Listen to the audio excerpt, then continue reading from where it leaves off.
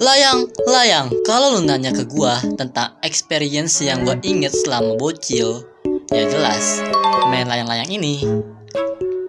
Layang-layang di hidup gua tuh udah seperti napas dengan hidup.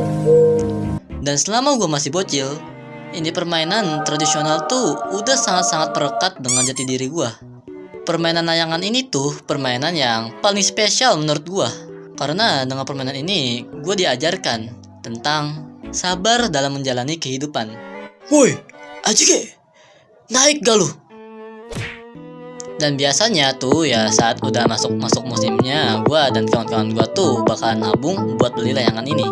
Tapi for your information aja, bagi lu yang sedikit nolep dan gak pernah nyentuh permainan tradisional, ini permainan tuh bisa dibilang ramah di luar, licik di dalam.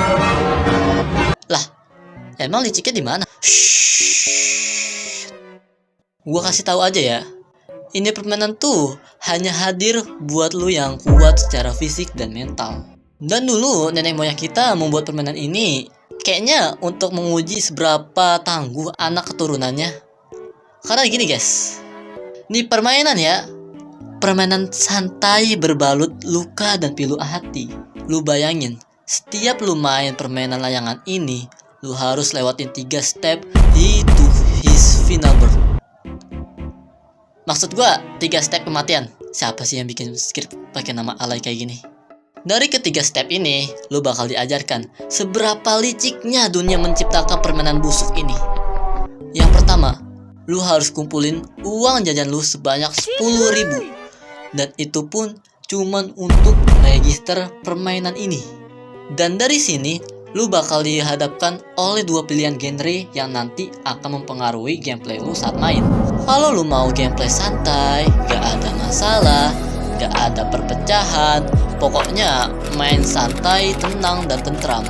Nanti lu bakal diarahin pilihan untuk membeli benang pancing dan layangan besar. Kalau di rumah gua nyebutnya koang, yang harga biasanya tuh 4.000-an. Tapi kalau lu milih genre satu lagi, genre action, psikologi, drama, dan shonen,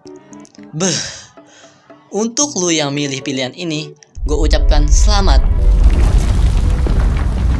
Selamat atas berduka cita maksudnya.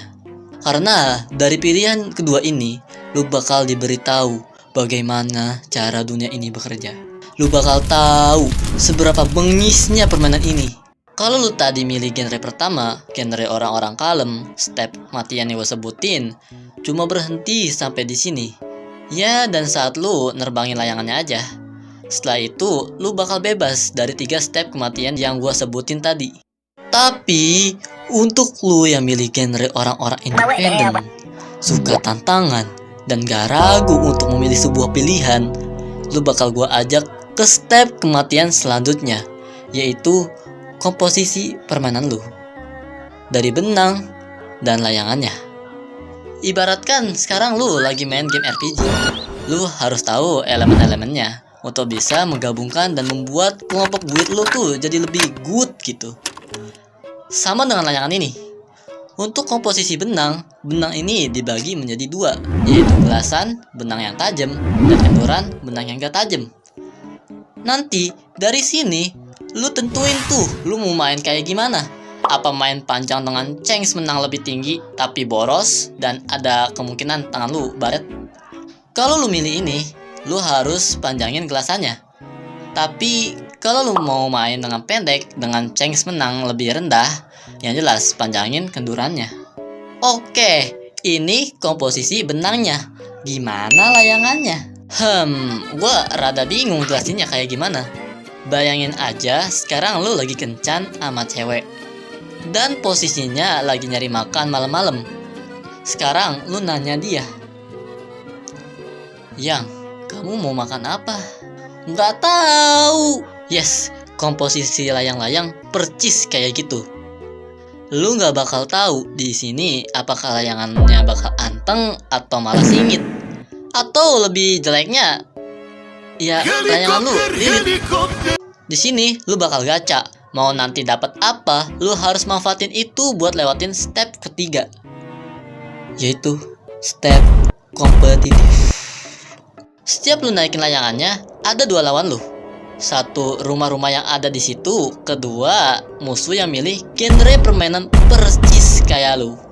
Di sini, semua poin yang lu udah kumpulkan, mau itu dari registernya sampai komposisinya, bakal diadu dengan layangan musuh. Mau lu pakai benang 2000-an atau sampai ratusan ribu, itu semua gak bakal guna di sini. Karena disinilah skill dan keberuntungan lu yang dipertaruhkan. Dan ingat, lu hanya punya nyawa sebanyak layangan yang lu punya saat ini. Dan disinilah letak adrenalinnya. Sekarang, lu lihat musuhnya. Lu hanya punya 2 skill yang relatif, yaitu narik atau ulur. Keduanya punya kelebihannya masing-masing. Kalau musuh lu narik dari bawah, lu harus tenang. Lu gak harus narik kok, lu hanya cukup arahin layangan lu keluar arah tarikan musuh. Dan jika lu yang berada di bawah, lu harus pinter ngegocek supaya dia gak tahu arah datang lu tuh dari mana. Dan jika kedua-duanya milih saling ngulur, ada 2 kemungkinan, yaitu bakal jadi tarik-tarikan yang dimana posisi layangan lu dengan musuh bakal kelilit. Dan kalau udah kayak gini, yang paling dekat lah yang bakal menang. Dan satu lagi ya, ikatannya bakal lepas. Sekarang keputusan ada di tangan lu. Setelah lu mau milih yang mana. Ini terlalu mudah untukku. Bro tidak tahu aku akan mengeluarkan jurus pamungkasku. Jurus dalam Satoru. I need win, bro. Ya, Sasageo. Cih, masa